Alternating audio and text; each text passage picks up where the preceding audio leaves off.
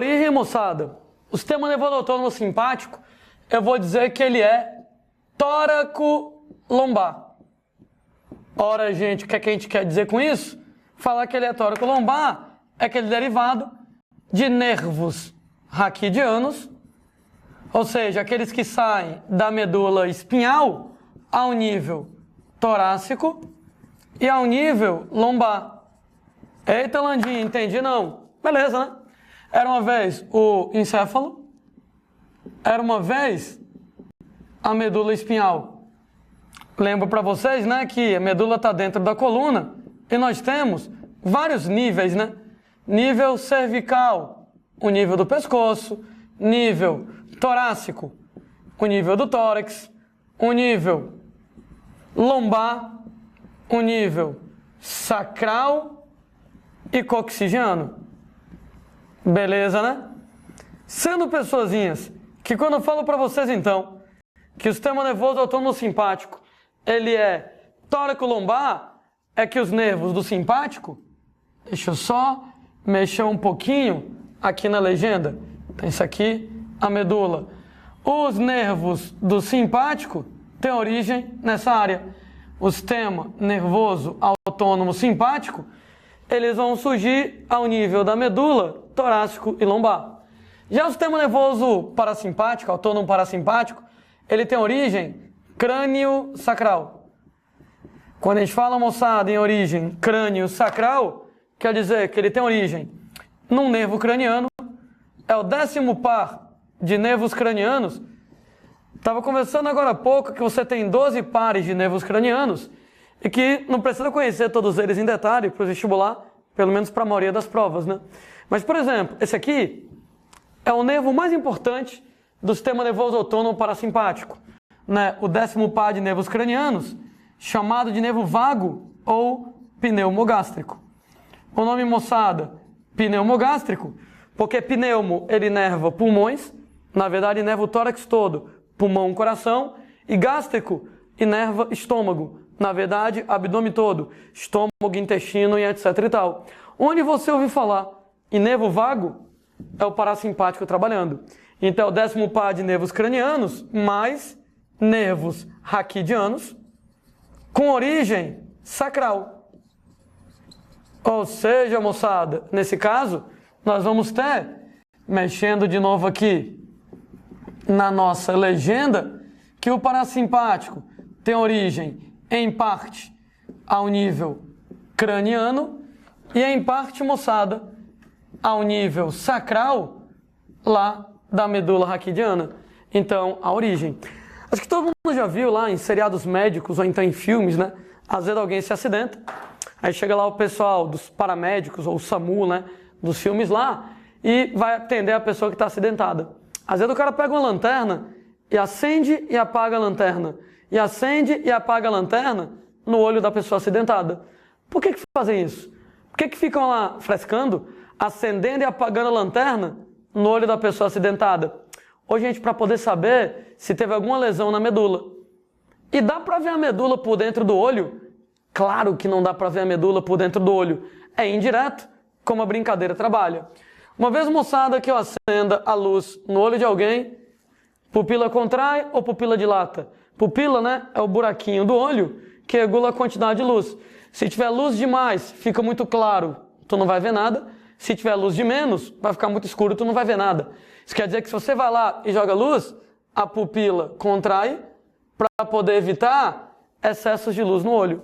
Por outro lado, se não tem luz, a pupila dilata para tentar captar melhor o pouquinho de luz. Será que alguém lembra para mim? Pupila contrair é simpático ou parasimpático? Gente, na hora dessa, se o cara perguntar, tu vai lá e pensa um pouco, né? Situação de estresse, vida ou morte, luta ou fuga? Será que é melhor a pupila dilatar ou é melhor a pupila contrair? Bom, melhor a pupila dilatar para poder, nesse caso, aumentar o campo de visão, para você ver lá melhor rotas de fuga. Então, esse aqui é o simpático, que quer dizer automaticamente que a pupila contrair será o parasimpático aqui nesse caso. E daí? E daí que, por exemplo, quando você vai lá e pega a pessoa que está acidentada, acende, apaga a lanterna. Se acendi a lanterna, a pupila contraiu, apaguei a lanterna, a pupila dilatou, ufa, tá tudo beleza, tá tudo em dia. Entretanto, problemas. Se você acender a lanterna e a pupila não contraiu, é porque o parasimpático não está trabalhando. Gente, se o parasimpático não está trabalhando, qual é a origem do parasimpático? O parasimpático tem origem crânio sacral. Agora sim, né? É mais ou menos óbvio que os nervos dessa região não vão inervar o olho, né? Faz o menor sentido o nervo sair lá de baixo para inervar o olho aqui em cima. Então, quem vai inervar o olho vai ser exatamente os nervos que saem do crânio, nesse caso. O que quer dizer que se eu acendi a luz no olho da pessoa e a pupila não contraiu, quer dizer que o parasimpático está todo fodido, quer dizer que o cara tem uma lesão encefálica. Merda grande, moçada. O cara deve ter tido lá um traumatismo craniano e o encéfalo dele ele está danificado. Não é nada interessante. Aí os caras vão ver, os paramédicos vão ver como é que vão lidar com aquilo ali. A outra possibilidade é, por exemplo, eu acendi a luz e a pupila contraiu, tudo bonitinho. Ou seja, pupila contraiu, tudo bonitinho, quer dizer então que o parasimpático ele está em dia. Entretanto, se eu apaguei a luz e a pupila não dilatou, no que eu apaguei a luz a pupila não dilata, quer dizer que a lesão foi no simpático, né? Isso quer dizer que uma vez que o simpático tem origem tóraco-lombar, quer dizer que a pessoa deve ter tido alguma lesão na medula ao nível tóraco-lombar, o que também não é nada interessante, né?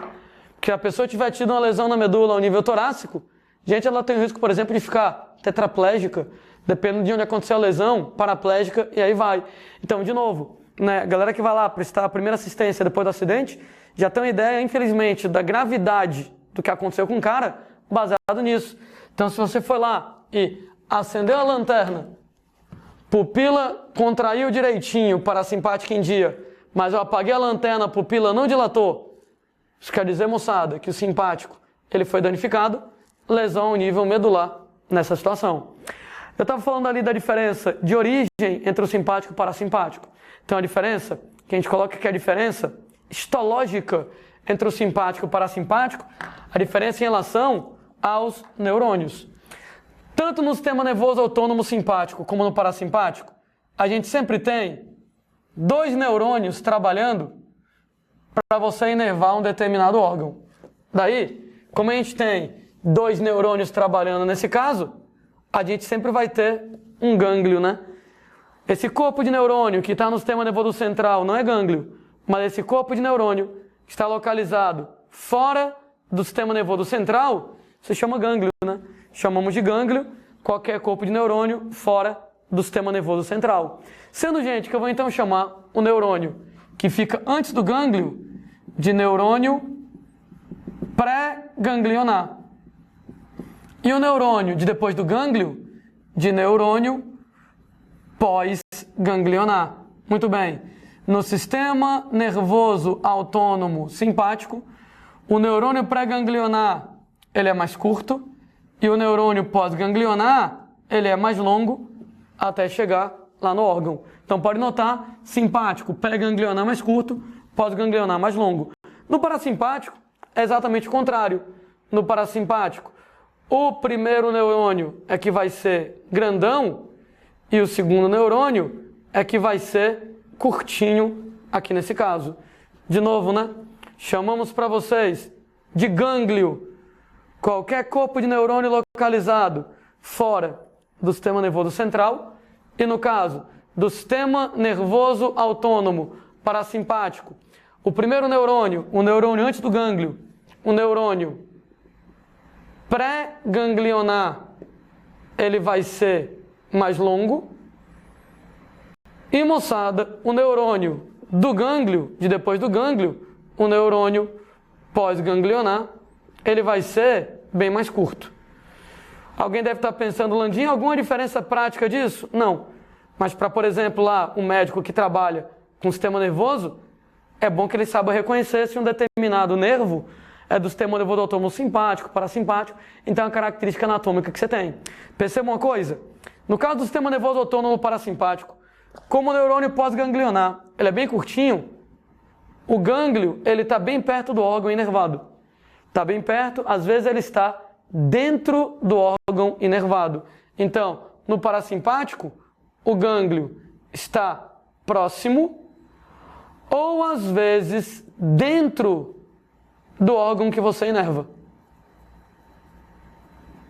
Daí, uma diferença interessante entre o simpático e o parasimpático. Então, no simpático, o primeiro neurônio pré-ganglionar é curto, quer dizer que o gânglio está perto do sistema nervoso central.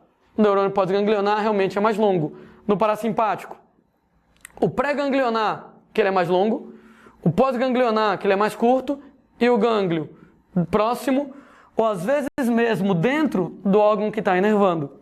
Última diferença, moçada, que a gente coloca para vocês, entre o simpático e o parasimpático. A diferença farmacológica entre o simpático e o parasimpático. Farmacológica no que diz respeito à diferença química, a diferença de neurotransmissores entre simpático e parasimpático. Acontece, moçada, que eu tenho duas sinapses no sistema nervoso autônomo, né?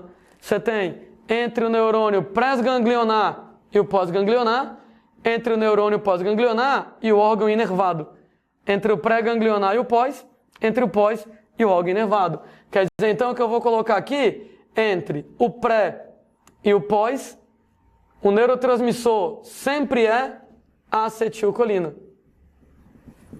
Tanto no simpático quanto no parasimpático. No caso lá do primeiro neurônio, entre o pré e o pós, a acetilcolina, tanto no simpático quanto no parasimpático. A diferença vai ser entre o pós-ganglionar e o órgão que é inervado. Então, a segunda sinapse, entre o pós-ganglionar e o órgão inervado, entre o pós-ganglionar e o órgão inervado. No simpático, o neurotransmissor ele é a noradrenalina ou a adrenalina. Landim, noradrenalina e adrenalina são a mesma substância química? Não. São duas substâncias químicas diferentes, muito parecidas. A fórmula da noradrenalina e da adrenalina é muito parecida. Tanto é que elas agem do mesmo jeito, certo? Inclusive, besteira aqui, infelizmente, necessária, é que a adrenalina, ela também pode ser chamada pelo nome alternativo de epinefrina. Isso quer dizer que de vez em quando as questões, para encher o saco da gente, usa esse nome alternativo. E vai ser diferente da noradrenalina, que, aliás, a noradrenalina também pode ser chamada de norepinefrina. Eu sei, é um saco, mas, infelizmente, existem esses nomes alternativos. Sendo pessoas que, então, eu vou dizer que o sistema nervoso autônomo simpático, como ele trabalha com noradrenalina, com adrenalina, ele é adrenérgico, nesse caso. Enquanto pessoas, o parasimpático trabalha com acetilcolina nas duas sinapses. Então, olha que no caso lá, o parasimpático só trabalha com acetilcolina. O nome completo era para ser acetilcolinérgico. Mas aí, moçada, a gente costuma chamar só de colinérgico para facilitar a nossa vida. Então, simpático é adrenérgico, trabalha com noradrenalina, adrenalina.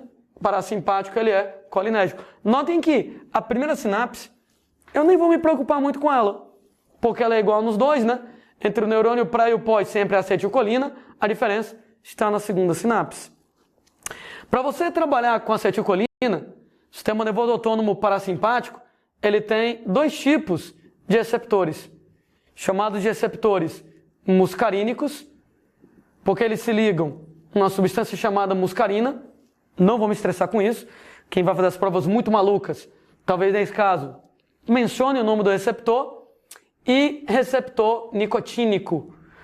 Alguma coisa a ver com a nicotina? Sim, né? A nicotina do cigarro é capaz de se ligar nos receptores do parasimpático e bloquear o parasimpático. Né? Tanto é que quando você vai lá e fuma, a nicotina liga no receptor nicotínico. No que ela liga no receptor nicotínico, bloqueia o parasimpático. No que bloqueia o parasimpático, o simpático trabalha sozinho. Né? O simpático trabalha sozinho, tem um desequilíbrio entre eles. Daí muitos dos efeitos do cigarro, muitos efeitos nocivos da nicotina, é porque a nicotina bloqueia o parasimpático, o simpático trabalha sozinho com a adrenalina, E os efeitos da adrenalina? Aumentar a pressão do sangue, e no que aumenta a pressão, aumenta o risco de doenças cardiovasculares, por exemplo. No caso lá do sistema nervoso autônomo simpático, os receptores são chamados de receptores alfa e beta. E, gente, tem uma questão muito tradicional, que já apareceu em várias provas de vestibular, falando sobre um tipo de medicamento, um tipo de substância química chamada de beta-bloqueador. Ora, o que é que um beta-bloqueador ele faz da vida? Ele bloqueia os receptores beta do sistema nervoso autônomo simpático. Então ele bloqueia a adrenalina. Uma vez, moçada, que ele bloqueia a adrenalina, ele não deixa a adrenalina fazer os efeitos dela relacionados com o nervosismo. Sabe quando é que você usa isso aqui? Pessoas que têm pavor de falar em público, por exemplo. Lá vai você, né, tem que fazer um seminário lá na faculdade, lá quando você entra na faculdade, né, e você morre de medo de falar em público. Né, um medo patológico. Você vai lá, chega para falar em público, você fica lá nervoso, coração acelerado, respiração acelerada, tudo culpa da adrenalina. Suando frio, tudo culpa da adrenalina. Você conversa lá com seu médico, né, psiquiatra nesse caso lá, porque um caso desse aí, às vezes é bom ir no médico para lidar com isso, ele vai lá e passa um beta-bloqueador. O beta-bloqueador, ao bloquear a adrenalina, não deixa, moçada, o coração acelerar, não deixa a respiração acelerar, não deixa você suar frio e alivia todos aqueles sintomas dos efeitos da adrenalina. Você vai ficar mais calmo para poder enfrentar o que tem que enfrentar. Então evita lá os efeitos chatos que a adrenalina tem, né? Beta-bloqueador pode ser usado como doping, né? Ô Landinho, doping que atividade esportiva? Ora, doping é de acordo com a atividade esportiva, né? Então, para cada tipo de atividade, um doping diferente. Falamos, por exemplo, em aulas anteriores, né? Testosterona para ganhar massa muscular, para quem precisa de força. Um corredor de velocidade, um levantador de peso, né? Eritropoetina, que aumenta a quantidade de hemácias, para quem trabalha com resistência. Um ciclista, por exemplo. E aqui? Aqui, para quem precisa de precisão no movimento. Porque se você de repente está lá estressado e a adrenalina está fazendo seu coração bater muito rápido, isso gera tremores. Daí, isso aqui é doping para, por exemplo, atirador, né? Competidor de tiro, moçada lá nas Olimpíadas da vida. O cara vai lá treinado para ele poder apertar o gatilho entre uma batida do coração e outra, né? Tum, espaço, tum. Tum, espaço, tiro, tum. Por quê? Se o cara vai lá e atira bem na hora que o coração faz o tum, desvia um pouquinho e ele pode errar o tiro, né? Então ele vai lá, tem que ficar concentrado nas batidas do coração. Tum, espaço, atira, tum. Se o cara usa um beta-bloqueador, ele vai inibir a adrenalina. Isso quer dizer que o coração vai bater mais devagar, o espaço entre o tum e o outro é maior, tum, espação, tum, o que dá para ele mais segurança na hora de apertar o gatilho no momento certo, dá mais precisão. Então isso aqui é doping para a galera do tiro ao alvo, para a galera da arco e flecha, para quem, por exemplo, vai lá e joga dardos, né? Atividades que exigem muita precisão, que o mínimo tremor, porque o coração bateu mais forte, porque se for nervoso, vai lá e acaba atrapalhando o movimento. Agora, é doping, né? Não vale. Se te pegarem lá nas Olimpíadas, né, você, competidor de tiro, de arco e flecha e etc e tal, com um beta-bloqueador, não tá valendo, vão caçar lá a tua medalha, porque isso aí acaba sendo doping. Então, simpático, adrenérgico, trabalhando com adrenalina, também chamada epinefrina, noradrenalina, também chamada norepinefrina, e o parasimpático colinérgico, trabalhando com acetilcolina.